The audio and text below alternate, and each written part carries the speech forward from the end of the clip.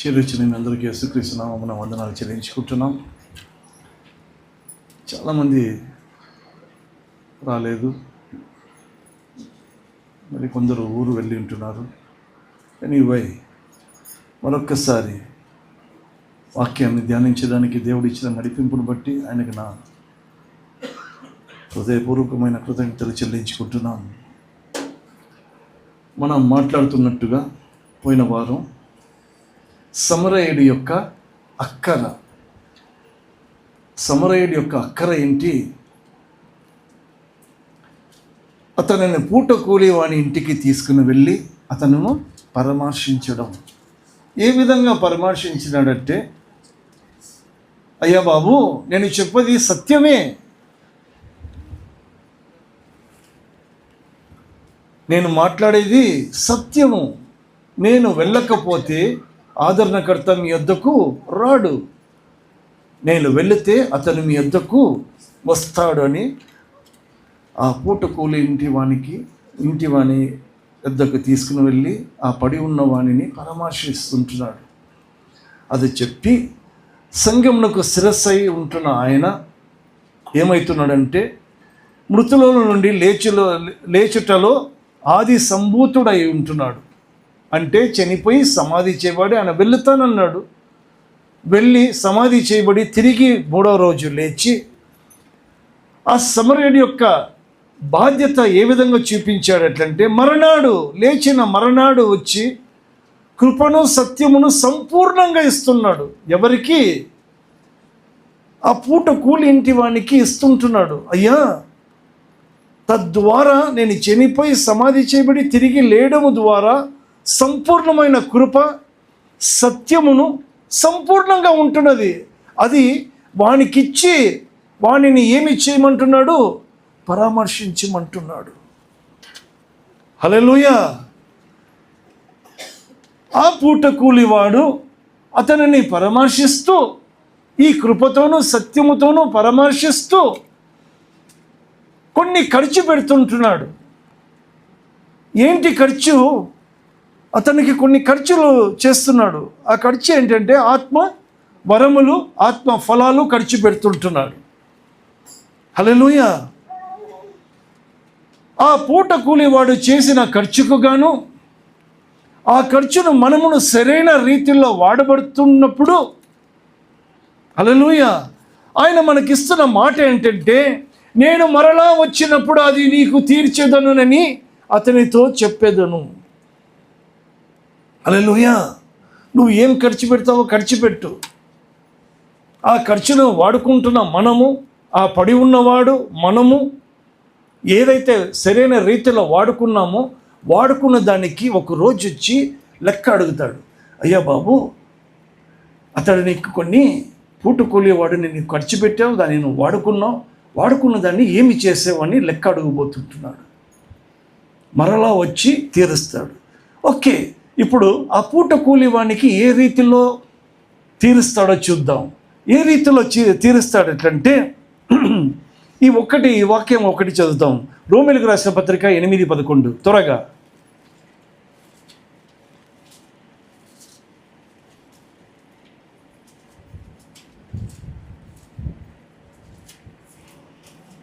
ఏమండి ఇంతసేపా?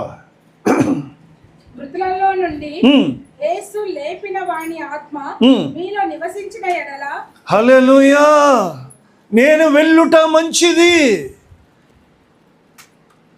అని ఆయన వెళ్ళిపోయి సమాధి చేయబడి తిరిగి లేవడము, ఆత్మదేవుడు లేపిన ఆ ఆత్మ మీలో నివసించిన ఎడల అంటే ఆ యొక్క పూట కూలివానికి ఇచ్చిన అధికారం ఏంటి ఇస్తున్నాడు? మనలో నివసించడానికి. ఎందుకు నివసించడానికి అధికారం ఇచ్చాడటంటే, అతను ఖర్చు పెట్టాడు. ఆ ఆత్మ ఫలమును, ఆత్మ వరములను సరైన రీతుల్లో ఎవరైతే దాన్ని వాడుకుంటున్నారో, దాన్ని ఏ రీతిలో వాడుకోవడానికి వారిలో ఉండి దాన్ని ఖర్చు పెట్టిస్తుంటున్నాడు. ఆమేన్. సో ఆ పూట కూలివానికి ఏం అధికారం? వారిలో నివసించడానికి అధికారం, వారిని ఆయన యొద్దకు తీసుకుని వెళ్ళడానికి అధికారం ఇచ్చాడు. హల్లెలూయా. దానికి గాను మనము ఒక ఆదికాండంలో ఒక చిన్న ఉదాహరణ మనం ఒకటి చూసుకుని వింటున్నాం. ఇస్సాకు పొలంలో ఉన్నప్పుడు రెబ్కా ఆ పూట కూలివాడు అనబడిన ఎలియజార్ అని అబ్రాహాం యొక్క దాసుడు.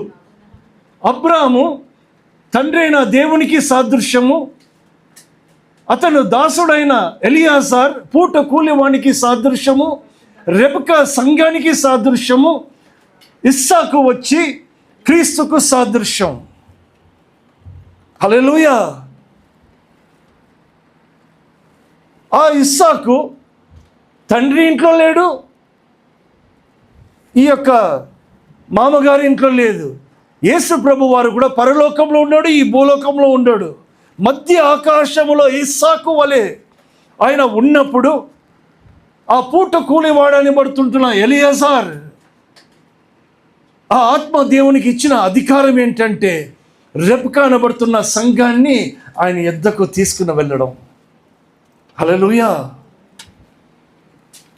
ఇది ఆత్మ దేవుడికి ఇవ్వబోతుంటున్న మాట.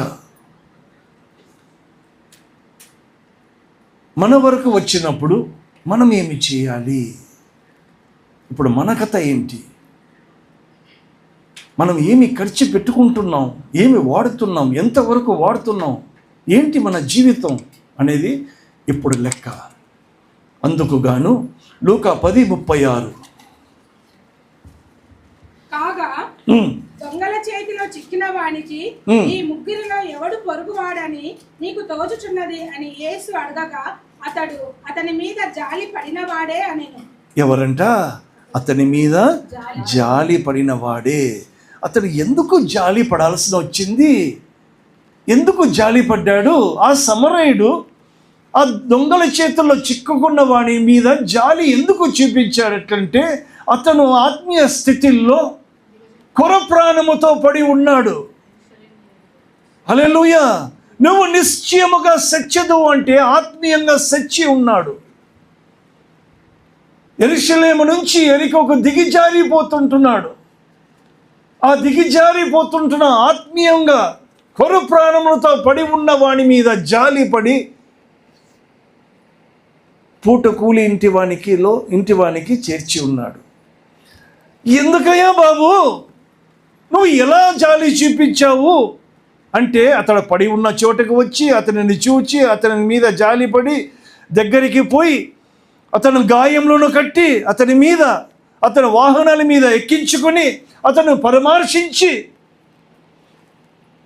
నేను మరలా వస్తాను అని నిశ్చయత కలుగజేసి ఉంటున్నాడు. ఇది ఆయన చూపించిన జాలి.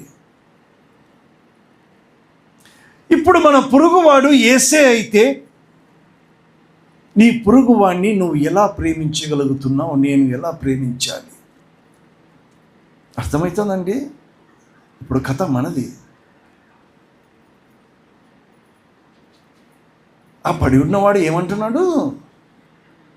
ఎవరయ్యా ఆ ముగ్గురులో ఎవడు నీ పొరుగువాడు ఎట్లంటే నా మీద జాలి చూపించిన వాడే అంటున్నాడు. మన మీద కూడా జాలి చూపించాడు కదా. మనం ఇంకా బలీనులుగా ఉన్నప్పుడే తన్ను తాను అప్పగించుకున్నాడని రోమీయులకు రాసిన పత్రికలో ఉంటుంది. హల్లెలూయా. మనం కొరకు ప్రాణముతో బలీనులుగా ఉన్నప్పుడే మనల్ని ప్రేమించాడు. ఆయన మన కొరకు ప్రాణం ఇచ్చాడు. అదే ఆయన చూపించిన ప్రేమ, కృప. ఓకే, ఇప్పుడు నేను ఎలా ఆయన్ని ప్రేమించాలి? లూకా రాసిన సువార్త 10:27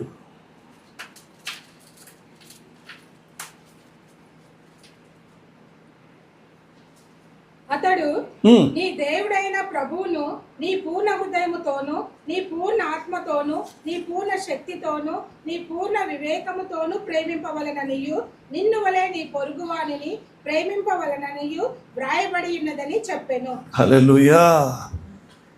ద్వితీయోపదేశకాండం 6:5 రాయబడి ఉంటుంది. ఏమండి? నీ పూర్ణ హృదయముతో అంటే నీ ప్రాణముతో, నీ పూర్ణ మనసుతో అంటే నీ పూర్ణ ఆత్మతో, నీ పూర్ణ శక్తితో అంటే నీ శరీరముతో, నీ ప్రాణము ఆత్మ శరీరముతో పాటు నీ పూర్ణ వివేకముతో. ఇది ఏంటి? మళ్ళా with all of your mind. Hallelujah. With all of your mind you have to love your God, and you have to love yourself as you have to love your neighbor as yourself. హల్లెలూయా. నీ పూర్ణ వివేకముతో అంటే ఇది ఏంటి? నీ పూర్ణ వివేకం అంటే నిందారహితముగా. హల్లెలూయా.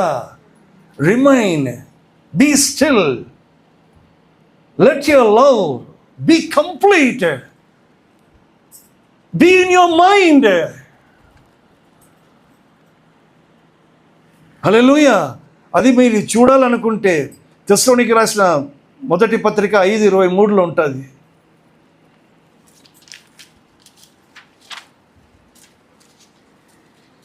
సమాధానకర్తయగు దేవుడే మిమ్మల్ని సంపూర్ణముగా పరిశుద్ధపరచును గాక. మీ ఆత్మయు జీవమును శరీరమును మన ప్రభువైన యేసుక్రీస్తు రాకడయందు నిందారహితముగా పూర్ణ వివేకముగా సంపూర్ణముగా, complete. What is that to be complete? Your spirit, soul and body should be complete. ఆ విధమైన కంప్లీట్ నేను ఎలా చేయగలను? ఎలా? How can I remain complete? అంటే కష్టమైన ఒక ప్రశ్న వేస్తున్నాడు దేవుడు మనకి. యోహాను రాసిన సువార్త 15:12.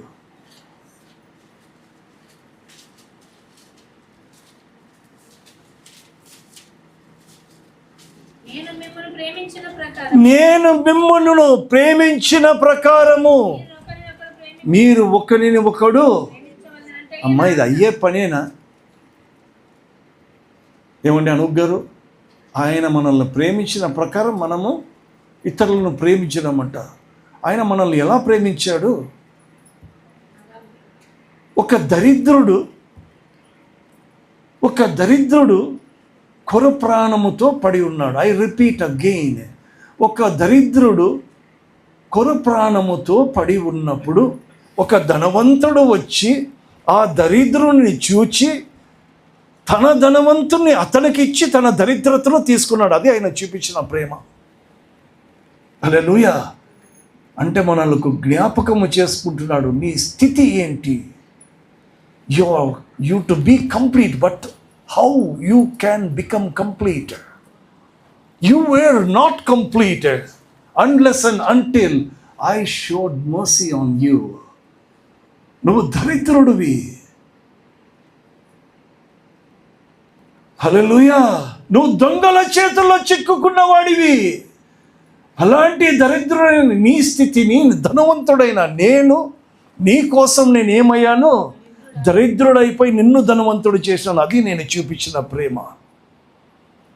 ఇప్పుడు అటువంటి ప్రేమ నేను ఇతరులకు చూపించాలి. నేను నిన్ను ప్రేమించిన ప్రకారము మీరు ఒకరిని ఒకడు ప్రేమింపవలయను. ఇంకా ఏంటో తెలుసా? తన్ను తాను రిక్తునిగా చేసుకున్నాడు. ఈ emptied himself just because of me and you. అది ఆయన ప్రేమ. తను ఏమీ లేనివాడుగా అయిపోయినాడు. వాస్తవానికి అతను ఎవరు? ధనవంతుడు. సమీపింపరాని తేజస్సులో నివసించేవాడు.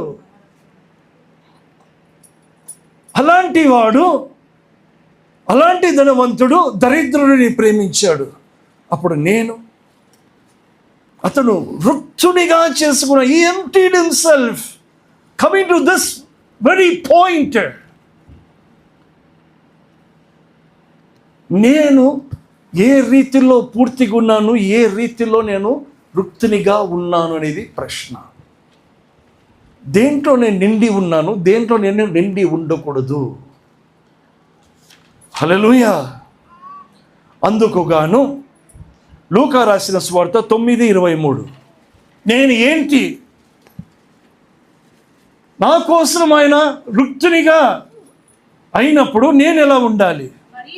మరియు ఆయన అందరితో ఇట్లా నేను ఎవడైనను నన్ను వెంబడింప గోరిన ఎడల you deny your self now. ప్రతిదినము తన శిలువను ఎత్తుకొని నన్ను వెంబడింపవలెను. ఇప్పుడు ఆయన ఏమంటున్నాడు, నేను నీ కోసం నేను ఏమయ్యాను?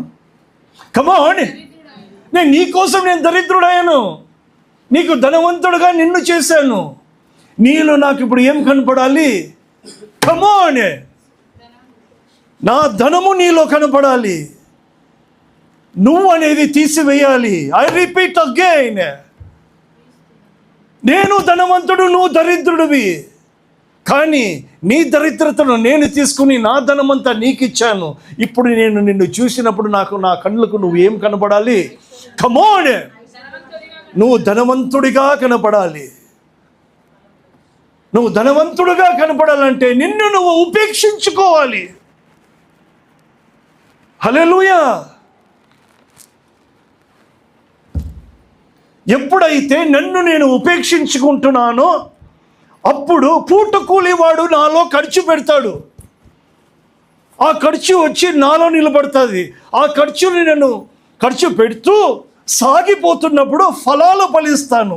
అప్పుడు ఏమంటాడంటే బల నమ్మకమైన, హల్లెలూయా, ముగింపు ఇదే. నా ముగింపు మాట, బల నమ్మకమైన మంచి దాసుడా. ప్రస్తుతానికి నేను దేనికి దాసుని? నేను దరిద్రతకు దాసుడినా, ధనవంతునికి దాసుడినా? నా నిజ స్వరూపము దరిద్రత. ఆయన చూపించిన కృప, నేను ధనవంతుణ్ణి, మనము ధనవంతులం. ఇప్పుడు ఆయన చూసినప్పుడు ఏమంటున్నాడు? అయ్యా, నువ్వు నన్ను వెంబడించినట్లయితే నువ్వు ఏం కావాలి? యు డినై యువర్ సెల్ఫ్, నిన్ను నువ్వు ఉపేక్షించుకో. అందుకు గాను మొట్టమొదటిది, ఉపేక్షించుకోవడానికి మొట్టమొదటి మెట్టు చాలా ఉన్నాయి. నేను ఒక 5 కోరుకున్నాను, 5ో 7ో కోరుకున్నా. హల్లెలూయా. ఆదికాండం 13:1 త్వరగా. ఆదికాండం 13:1 అబ్రహాము తనకు కలిగిన సమస్తమును తన భార్యను తనతో కూడా లోతును వెంటబెట్టుకొని ఐగుప్తులో నుండి నెగెబునకు వెళ్ళాను. ఐగుప్తులో నుండి సమస్తమును, తనకు కలిగినవి సమస్తమును ఎక్కడి నుంచి వచ్చాడు? ఐగుప్తు నుంచి బయటికి వచ్చాడే కానీ ఐగుప్తుని తీసుకొని బయటికి రాలేదు. Hallelujah, hallelujah. Why don't you సే?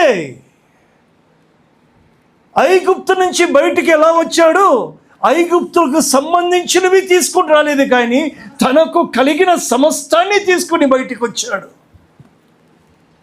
ఈ లోకం అనబడుతుంటున్న ఐగుప్తులో నుండి నాలో ఏమన్నా తీసుకుని వస్తున్నానా, వెంబడిస్తున్నానా, లేకపోతే దేవుడు నాకు కలిగిన దానిని నేను తీసుకొని సమస్తమును తీసుకొని బయటికి వస్తున్నానా?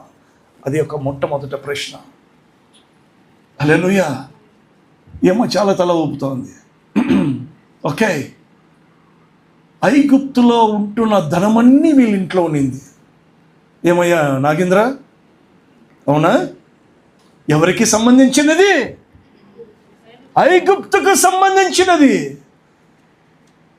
ఎప్పుడైతే కుటుంబము దేవుని అంగీకరించుకున్నారో ఒకరోజు ఫోన్ చేసి మీరు రావాలి అన్నారు. పోయి చూస్తే ఐగుప్తుకి సంబంధించినవన్నీ తీసేశారు.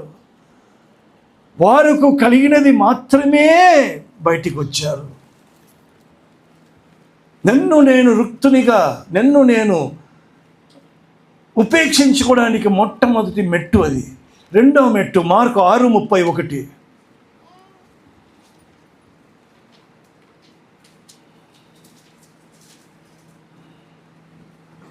కమోనే 6:31. మార్కు రాసిన స్వార్థ తీయడానికి ఇంతసేపు. అప్పుడు ఆయన మీరు ఏకాంతముగా అరణ్య ప్రదేశమునకు వచ్చి కొంచెము సేపు అలసట తీర్చుకునుడి.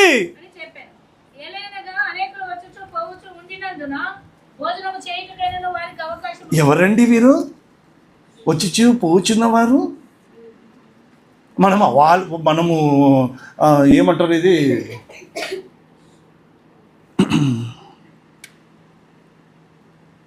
ఈ స్టడీస్కి మనం పోవద్దు. మనము మళ్ళా యేసుప్రభు కాలానికి ఆ శిష్యుల కాలానికి పోవద్దు. మన జీవితంలో వచ్చుచు పోచున్న వారు ఎవరు? నీ ఆలోచనలు వచ్చుచు పోవచ్చు, ఏమి అలసట అంటున్నాడు. అలసట తీర్చుకునుడి. నాకు అలసట ఎందుకు వస్తున్నదండి? ఎందుకు నాకు అలసట వచ్చుచున్నది? నేను నిన్నటి దిన మాట్లాడుతున్నప్పుడు కూడా ఉన్నాడు, I don't know what is this proverb is. Idle man's, what is this? An idle man's mind is devil's workshop. Why you are becoming idle? I said, Apostle John, he was idle. Jacob was idle. Joseph was idle. Is it not? వారు ఒంటరితనంగా ఉన్నప్పుడు devils mind shop కాలేదే, మరి నీదెందుకు అవుతుంది? ఐక విచారము. హల్లెలూయా. అలసట తీర్చుకునేకి రండి ఇట్లా అంటున్నాడు. ఈ ఆలోచనలు వచ్చుచు వదులుతాయా మనిషిని? వదలవు. రెండవది ఏం చేయాలి? నువ్వు పటాలు తీసేసి నువ్వు బయటకు వచ్చిన తర్వాత అలసట తీర్చుకో. వారు వస్తూ అంటారు, పోతూ అంటారు. హల్లెలూయా. నిన్ను నువ్వు ఉపేక్షించుకోవడానికి ఇది రెండో మెట్టు. నీ దేనిని గురించి అలసిపోతున్నావు? దేనికి దాసుడివి? మూడవది లూకా 12:36.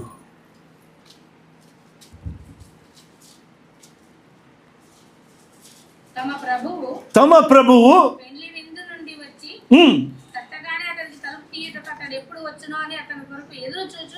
ఎదురు చూచేవాడిగా ఉండాలి.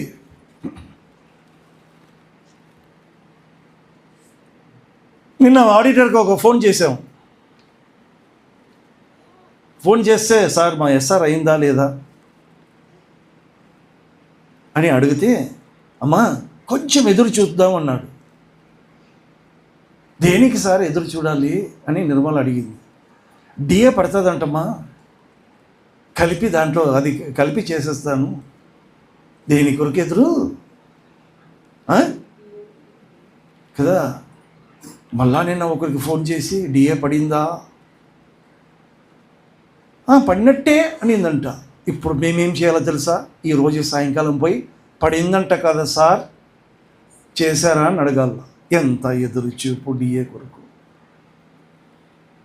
యజమానుడు ఎప్పుడొచ్చి తలుపు తట్టును ఎదురు చూసేవాడిగా ఉండాలట. అది మూడవ మెట్టు. నాలుగవ మెట్టు యోహాను 6:46.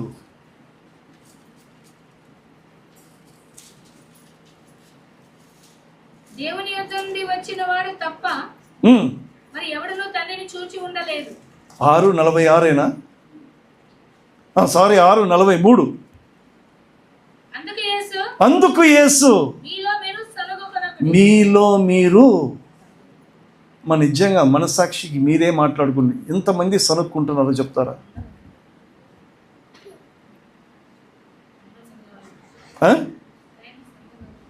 టైం వస్తే అందరు సనుకుతారా? పరిస్థితులు బట్టి ఎంత ఆనెస్ట్ అంటే నిర్మల సనుక్కుంటుంది అని అర్థం. Everybody, you cannot say everybody. నేను సనగనండి, నిజంగా కోపం వస్తుందేమో కానీ సనగను. ఏంద్రా పని ఇది, ఏంద్రా ఇది, ఏంది ఇది, ఆ సనగుడు మన దగ్గర లేదు. ఇదా రెండే. హల్లెలూయా. ఏం ఉపేక్షించాలి? సనగుడుని ఉపేక్షించాలి. చూద్దాం, చేతనైతే చేద్దాం. నేను రాబుని ఒక మాట అన్నాడు. సరే, నేను డైరెక్ట్గా రాబుని ఒక మాట చెప్పినాను. నా చేత అయితే కాదు, నాకే చేత కావడం లేదు. నాకు కొన్ని రియాక్షన్స్ ఇదే అయిపోయి నైట్ 2 or 3 o'clock సిట్రిజిన్ వేసుకున్నా. నిద్ర వస్తుంది, ఇప్పుడు వచ్చి కూర్చుంటే నిద్ర వస్తుంది. అట్లా ఉంది నాది. వానికి నిన్న 4 లుంగీలు ఆమె 2 చీరలు తీసేసింది. ఫుల్ వామిటింగ్ వానికి, బాగలేదు వాడు. High fever, cold, cough. I said, I cannot. Robin very coolly said, okay, అది ఎంతవరకు చేతనైతే అంతవరకు నేను చూసుకుంటా. అది ఎందుకన్నాడో చెప్తాను మళ్ళా.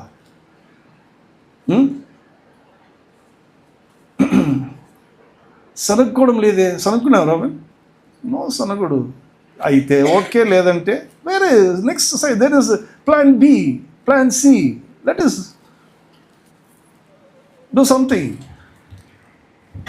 సనగడం ఉండకూడదు. ఆఖరిగా మార్కు రాసిన సువార్త 12:42 నుంచి 44 నిదానించి చదవండి. నిదానించి చదవాలి.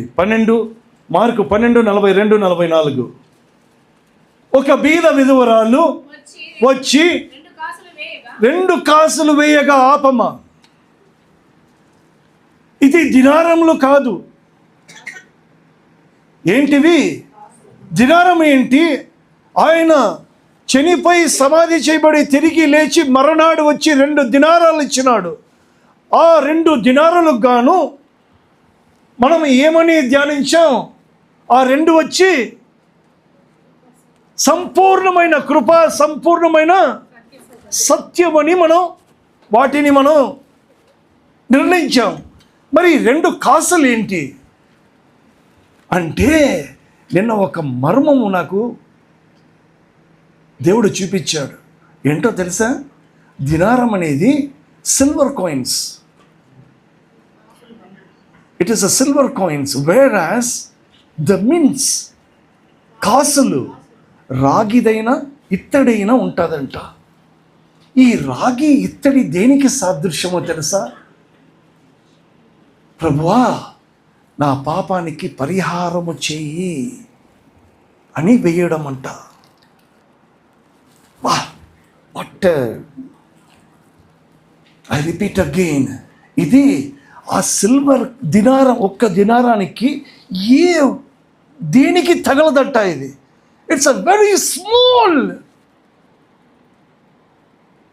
ఐ మీన్ క్వాలిటీ, చాలా చిన్నది. ఈ కాస్ట్ అనేది చాలా తక్కువైనది. It's very low in price. ఆ యొక్క సిల్వర్ కాయిన్ దినారం లేదట. ఈ యొక్క కాసు నిలబడే కూడా స్థానం లేదు. ఈ విధవరాలు ఏమి చేస్తూ ఉంది? అది వెండి కానీ, అది ఇత్తడి కానీ, కాసులు దాంట్లో తయారు చేస్తారట. ఆ కాసులు రెండు ఏంటో తెలుసా? ఆ పాపానికి ప్రాయశ్చిత్తము కోరుకునేదిగా చేస్తున్నది. ఆ 2 ఏంటో తెలుసా? నా ప్రాణము, నా శరీరము. హల్లెలూయా. ఆమె యొక్క ప్రాణమును విధవరాలని ఎందుకు రాయబడిందో మళ్ళా కథ అది. దేవుడు అనుమతిస్తే విధవరాలని పేరు ఎందుకు పెట్టాడు మరలా? ఇప్పుడు తన యొక్క ప్రాణాన్ని,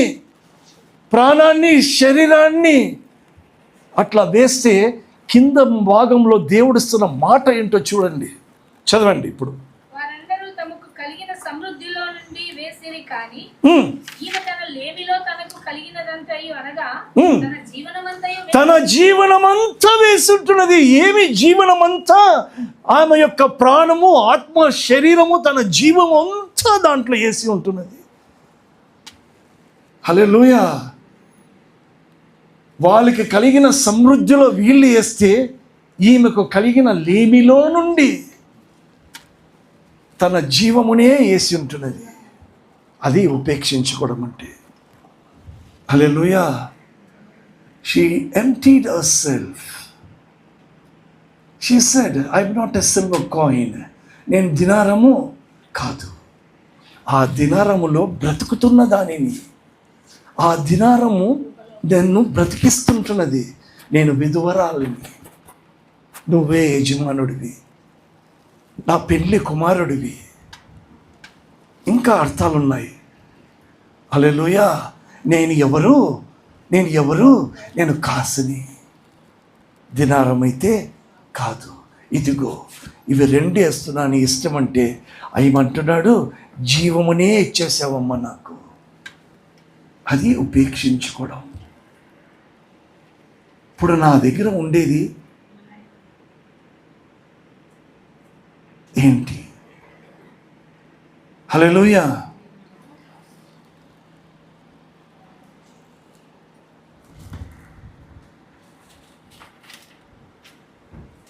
కాబట్టి 2 కొరింథీ 13:5, కొరింథీయులకు రాసిన 2వ పత్రిక 13:5.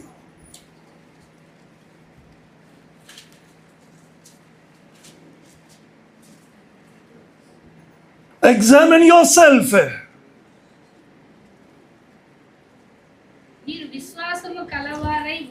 మీరు విశ్వాసము గలవారై ఉన్నారో లేదో మిమ్మల్ని మీరే శోధించుకొనుడి, పరీక్షించుకొనుడి.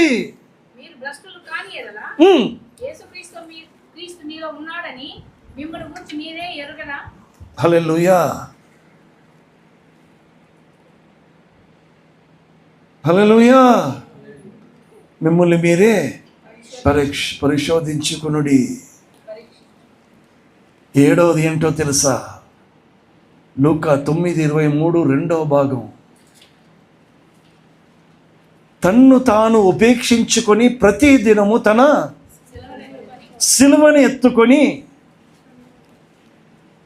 నన్ను వెంబడించాలట. అమ్మా, అయ్యా, ఒక మాట చెప్పనా? ఈ మాటకు వచ్చినప్పుడు తన్ను తాను తన సిలువని ఎత్తుకొని అని వచ్చినప్పుడు ఏం ప్రదీప్, సిలువని ఒకటి చేయించి రోడ్లో మోసుకుని పోయినాడంట ఒకడు. ఏమంటే ప్రభు చెప్పినాడంట, నీ సిలువ నువ్వు ఎత్తుకుని పోవంటే ఎత్తుకుని పోయినాడంట. రైటా? మేము ఒక కాలం ఉన్నప్పుడు ఒక సంఘానికి పోతా ఉంటుంది.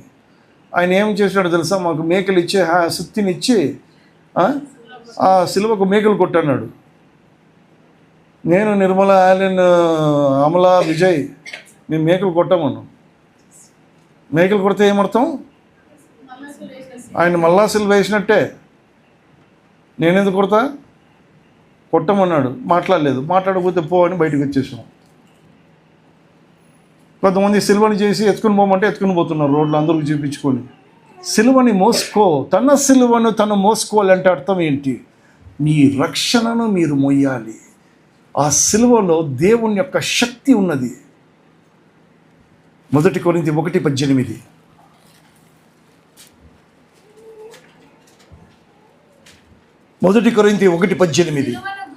సిలువను గూర్చిన వార్త నశించుచున్న వారికి వెర్రితనము, కానీ రక్షించబడుతుంటున్న మనకు అది దేవుని శక్తి.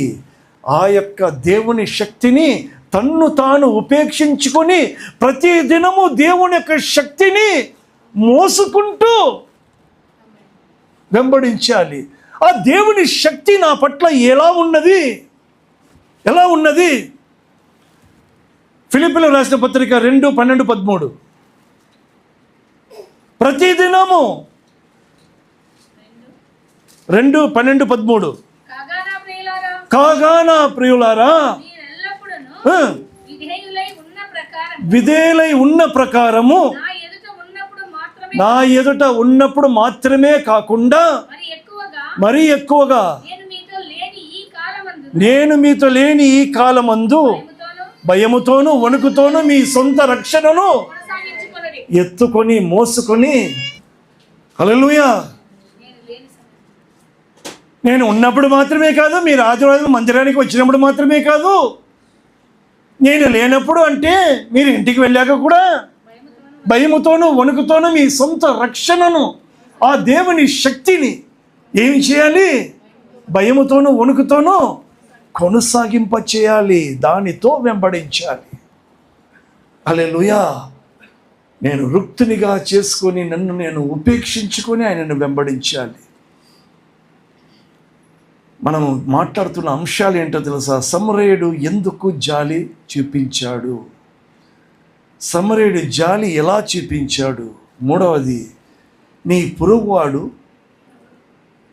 యేసే అయితే ఎలా ప్రేమించాలి? ఓకే, ఎలా ప్రేమించాలి? నన్ను నేను ఉపేక్షించుకొని ప్రేమించాలి. హల్లెలూయా. 4వది వచ్చి పూట కూలివాడు మనకు పెడుతున్న ఖర్చు అంటే ఆత్మవరాలు. పూట కూలివాడు మనకు పెడుతున్న ఖర్చు. ఓకే, అది ఏమనగా నాకు ఎంత ఖర్చు పెట్టాడు, నేను ఎంత వాడుకున్నాను, ఎంత వాడుకుంటున్నాను, నేను లెక్క ఎప్పుడు చెప్పాలి? దాని లెక్క ఏంటి? ఇది 4వది. అవునా? అవునా కాదా? ఖర్చు. ఆ ఖర్చు పూట కూలివాడు మన జీవితంలో ఖర్చు పెట్టకపోతే మనం వచ్చి ఈ విధంగా కూర్చోము, ఈ విధంగా వినము. దీనినే ఏమంటారు? ఆత్మ నడిపింపు.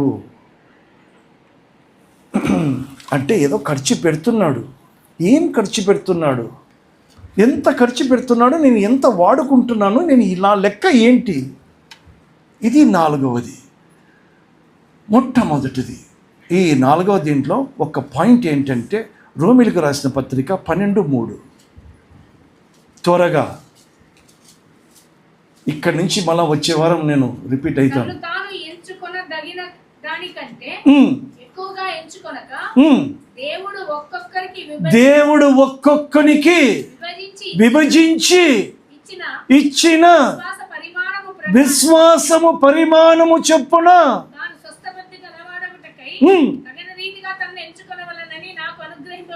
హల్లెలూయా.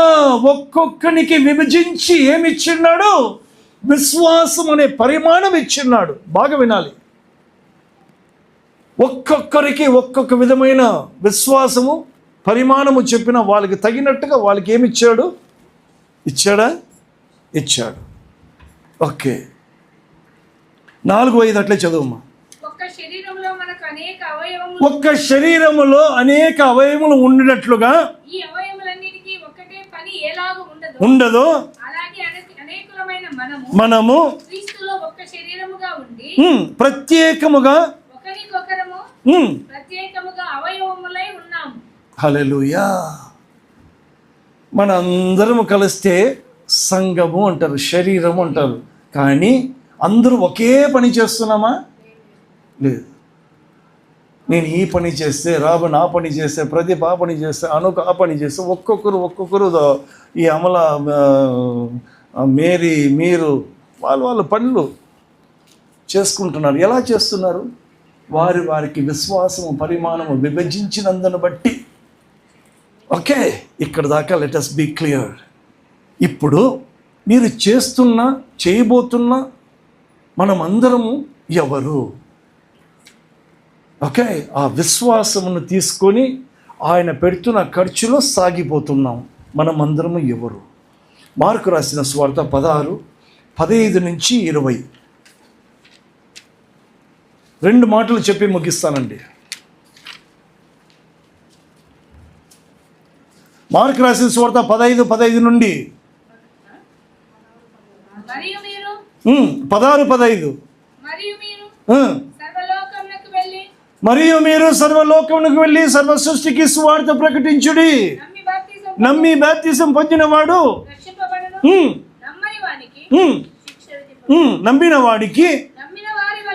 నమ్మిన వారి వలన ఈ సూచక క్రియలు కనబడును.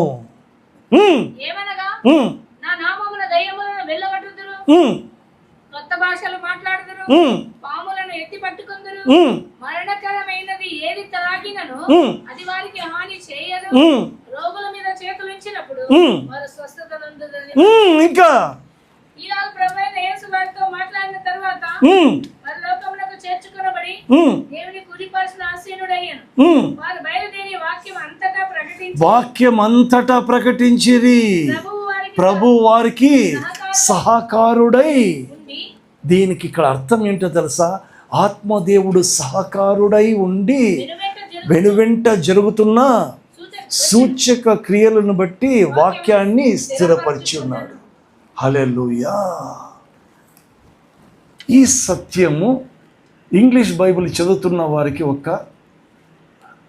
నోట్ ఇస్తున్నాను. NIV బైబిల్ ఇవి అంగీకరించదు. మీరు కావాలంటే పోయి NIV బైబిల్ ఓపెన్ చేసి మార్కు సువార్త 16 అధ్యాయము 9 నుంచి 20 వరకు, it is just been added from fathers, it is not original అంటున్నారు. హల్లెలూయా. ఇది ఉందా లేదా అని కొట్లాడుకోవడానికే జీవితం సరిపోతూ ఉంది. ఉండి దాన్ని చదువుకొని బాగుపడరా. హల్లెలూయా. అది ఉంది, చదువు, తీసుకో. ఉంది లేదా నీకెందుకు? దానికి నేను చాలామందికి ఇంగ్లీష్ బైబిల్ చదివే వాళ్ళకి NIV బైబిల్ నేను ఇది చేయండి. నేను just go for NKJV, next KJV, NKJV super. Anyway, ఇప్పుడు నమ్మిన వారికి ఒక సూచక క్రియలు, అద్భుతాలు, ఏమ్మా, సూచక క్రియలు, అద్భుతాలు, వరాలు అన్నీ ఇమిడి ఉన్నాయి దీంట్లో. I repeat again for your attention. నమ్మిన వారికి కొన్ని సూచక క్రియలు, భాషలు మాట్లాడుతున్నారు, పాములు ఎత్తి పట్టుకుంటున్నారు, విషయం తాగిన ఏం కావడం లేదు, దయ్యాలు వెళ్ళగొడుతున్నారు. అంటే దీంట్లో అన్ని స్వస్థతలు జరుగుతున్నాయి, అన్నీ ఇమిడి ఉన్నాయి. ఓకే, ఎవరికండి ఇది? ఎవరికండి? నమ్మిన వారికి. ఈ నమ్మిన వారు ఎవరు? విశ్వాసము విభజించబడిన వారు. హల్లెలూయా.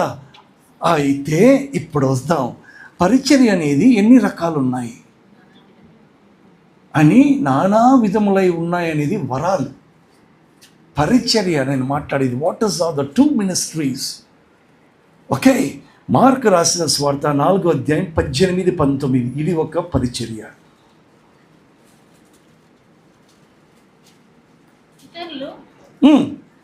మార్కు రాసిన సువార్త 4వ అధ్యాయం 18.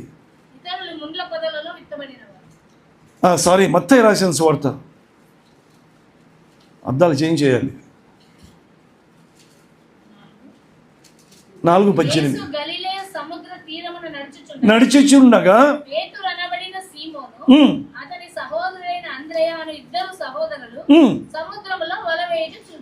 ఏమి చూచినాడు? సముద్రములో వల వేయుట చూచాడు. అప్పుడు అంటున్నాడు, అయ్యా బాబు, నువ్వు నన్ను వెంబడించు, నేను నిన్ను ఏమి చేస్తాను? మనుషులు పట్టే జాలరులుగా నిన్ను చేస్తాను అన్నాడు. ఇది మొదటి పరిచర్య. వలలు వేయుట ఒక పరిచర్య, వలలు బాగు చేయట మరో పరిచర్య. హల్లెలూయా. 4:21, మత్తయి 4:21.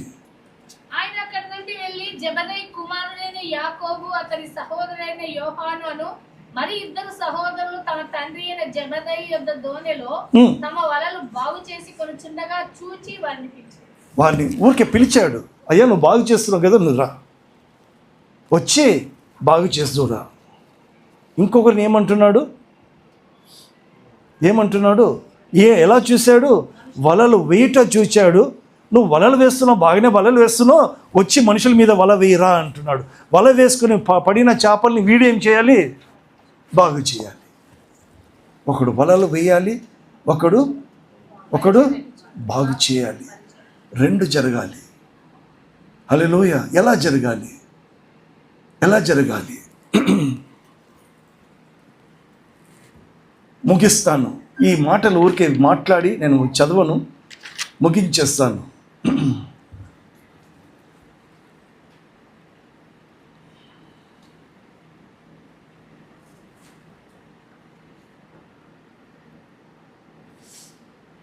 ఎన్ని రొట్టెలు, ఎన్ని చేపలు ఉన్నాయి? 5 రొట్టెలు కదా, కరెక్టేనా? వేరే చోట ఏమి నిర్మల చెప్పమ్మా, ఎన్ని ఉన్నాయి మాట? ఎన్ని చేపలు, ఎన్ని రొట్టెలు? 7 రొట్టెలు, కొన్ని చేపలు, కొన్ని చిన్న చేపలు. ఇది బైబిల్ అంటే. హల్లెలూయా. ఒక చోట ఏముంది? 5 రొట్టెలు 2 చేపలు, అందరికీ తెలుసు. ఇంకొక చోట ఏముంది? 7 రొట్టెలు, కొన్ని చిన్న చేపలు. ఏంటండి ఇవి? నేను ఏందో అనుకున్నాను ఇవి. ఈ 5 రొట్టెలు అనేది ఏమండి? దేవుని శరీరానికి రొట్టెకు సాదృశ్యం, వాక్యానికి సాదృశ్యం, పరిచర్యకు సాదృశ్యం. కొందరిని అపోస్తలుగాను, ప్రవక్తలుగాను, సువార్థికులుగాను, కాపరులుగాను, ఉపదేశకులుగాను చేశాడంట.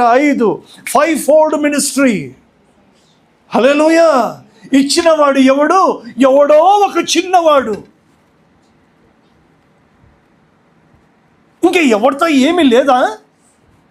ఎవడో ఒక చిన్నవాడు 5 రొట్టెలు తీసుకుని వస్తున్నాడు. 5 ministries. And what are these 2 fishes? These 2 fishes are called signs and wonders. Come on. యోహాను రాసిన సువార్త 4:48. యేసు సూచక క్రియలను చూడకుంటే మీరు ఎంత మాత్రము నమ్మరు. మొత్తం ఎంతైంది నిర్మల? పైన 5, ఈ 2 ఎంతైంది నిర్మల? అది 7 రొట్టెలు నిర్మల. చిన్న చిన్న రొట్టె చేపలు ఏంటో తెలుసా? చిన్న చిన్న కోడికలు, చిన్న చిన్న ప్రార్థనలు, చిన్న చిన్న వారికి తోచిన విశ్వాసము పరిమాణము చెప్పిన చేపలు. హల్లెలూయా. I repeat again. 5 రొట్టెలు, 2 చేపలు,